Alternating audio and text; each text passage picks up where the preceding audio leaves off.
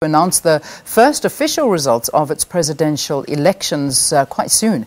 There are 20 presidential candidates hoping to replace Africa's first female democratically elected president, Ellen Johnson Sirleaf. The candidates include former football Senator George Weah, Joseph Boakai, who is the country's current vice president, former rebel leader Prince Johnson, and former model Macdella Cooper, who's the only woman in the race. So, in studio with us to make some sense of all of this is Victor Kgomoeswana. He was there at the elections. He's also the author of the book, Africa is Open for Business. We had a conversation with him not so long ago, and here he is to chat to us again. Always nice to see you, Victor. Welcome. Good to be here, Leah. All right, so you're hearing these candidates. I'm hearing these candidates. Right. We already had one of our viewers writing in and saying the next president of Liberia, George Weah. Do you think it's going to happen? It was fake news.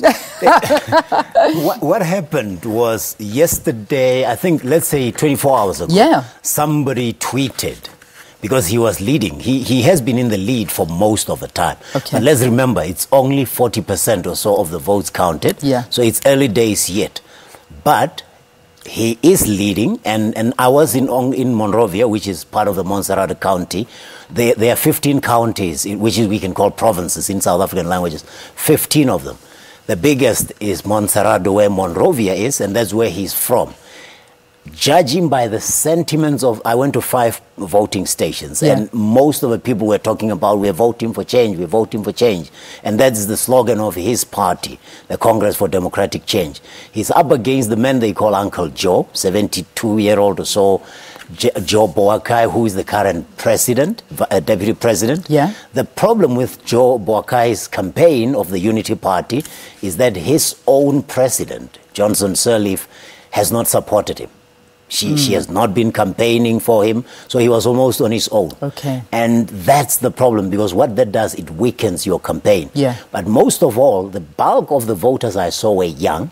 The population is much younger. So judging by where it's going now, my assessment is it will go to the runoff. I don't think anybody will get 50% plus one, which will be what they need to be president. So in November, we are likely to have a runoff election. But it's George Weah against Joe Boakai at the moment. Prince Johnson doesn't stand a chance. Doesn't stand a chance. Benoni Urai, who was Liberia's richest man in 2014, I think, according to the polls, it doesn't stand a chance. So does Alexander Cummings. He's a former Coca-Cola man who's with a party called the ANC, incidentally. Oh, what does that stand for? It's Alternative National Congress. Oh, okay, the Alternative National Congress. Anybody know? He doesn't stand. By the way, this is the very curious element of this only woman candidate, Macdella Cooper, former model. Yes. It has a very curious history with George Weah. They have a child together. Oh, you're kidding me. Yeah. And now they're competing for the presidency. Now they're competing for presidency. How is she doing? Is she even featuring? No, she's a tail ender. I mean, 20 candidates in the run-up to this election. Is that, I mean, if you look at... For a country of 4.6 million people... That's a lot of people. That's too many people, I think. But that's what happened. Remember, Liberia is a country, is the oldest, if you like, republic in Africa, because the freed slaves coming from the U.S. were dumped there, were located there. That's why if you look at the flag, it almost looks like a miniature American flag. Yeah. You know, it's got a star, it's got the stripes, it's red and blue and white.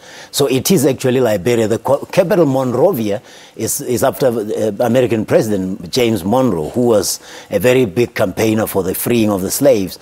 So it's one of those countries that are very rich. It could be an agricultural mecca. It doesn't have lots of people, so it could be a very successful country. Unfortunately, walking through it, you see the devastation of the war, the Charles Taylor War.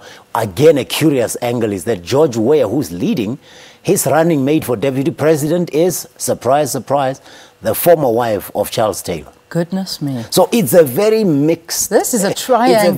This is a web. It's an intrigue. It's an intrigue. Talk to me about what Ellen Johnson Sirleaf did, however. I mean, because you spoke of the days of Charles Taylor and his ex-wife now, who could very much so be the vice president. Who knows? But what did Ellen Johnson Sirleaf do? I mean, when I think of her, it's, you know, you and I were chatting off air in her first term, very much so, almost coming in like the Mandela. Yeah, she is larger than life. In Liberia, I mean, they call her Madam Sirleaf, the modern Madam President, because remember, when she came into power in 2005, the country had endured 14 years of civil war. You go to Liberia, you meet the amputees, you remember what was happening there. And I met one or two of them. The essence of Johnson Sirleaf, one, she was South Africa's first elected woman president, which has lots of implications, positive. He freed a lot of women from believing they are not good for anything other than. Remember, Joyce Banda followed not so long after. And even here in South Africa, we have women running for president of the ANC at least. If they win, they'll become presidents or can't. So that was a break, watershed. The other thing is she stabilized the country that was it was a hot spot of violence. Remember, it shares a border with Guinea-Conakry. It shares a border with Sierra Leone in a way. It is Cote d'Ivoire to the east. And Burkina Faso and all those countries are in that neighborhood. So the violence in that country linked to the Blood Diamond War in Sierra Leone was the source of real discontent. In fact, I think it forced ECOWAS to strengthen its military intervention force. They call it ECOMOG, the monitoring group. And it was the reason, because of that they were able to get the Gambian president who was clinging to power last year out of, and they said, we're going to take you out because we can't have another civil war where people are fighting over power. So the significance of Ellen Johnson Sirleaf is that she stabilized the region, because when that happened, what I'm talking about, in the Gambia, she was the chairman of ECOWAS, which is a 15-state economic bloc, very difficult to manage. So that is as far as her legacy goes.